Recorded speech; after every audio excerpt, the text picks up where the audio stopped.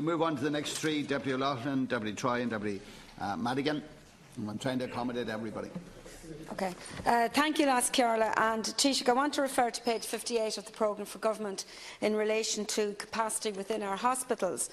And I want to say to you that the latest figures that have been released by the INMO are very troubling, particularly for hospitals outside of Dublin. There has been significant increases in relation to patients on trolleys and in relation to overcrowding. And more than 51,000 patients have been impacted, and 1,695 of these have been in relation to NACE in Kildare over the last 6 months, and this is very significantly higher than this time last year. So certainly we're in the summer now, but it's not going to be that long until we have to prepare for winter, and it's very, very worrying that the situation is getting worse, certainly not getting any better. So I just want to know what priority you're going to put in place together with the Minister for Health in relation to making sure that we're not going to get into a more difficult situation. The bed capacity review is due in September and will inform the capital plan thereafter. But of course, the Government and the Minister aren't going to wait for a bed capacity review to take action.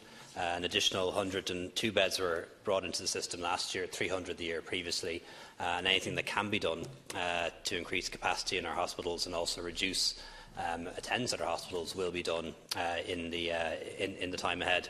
I did have a look at those figures, and I've always taken an interest in this area, being a medical professional and having served as Minister of Health. And I think, while overall the figures certainly show a disimprovement and underline the fact that we need to do a lot more in this space, it is interesting to see the variation from hospital to hospital. Beaumont, for example, according to the INMO figures, has had its lowest overcrowding since records began, and that's in a hospital with an ageing population where they've got no additional beds. Connolly Hospital in Blanchardstown, in an area with a massively growing population, has its lowest overcrowding in 10 years, and St Vincent's has its second lowest overcrowding in 10 years, with one exception. That's notwithstanding the fact that Colmcille's closed. And Kilkenny, which has a new ED and additional staff, has its worst overcrowding in 10 years. So anyone who thinks that overcrowding is directly linked to beds and staffing can see that that clearly is not the case. There's lots of other factors at play. I'm trying to accommodate everybody. Thank you.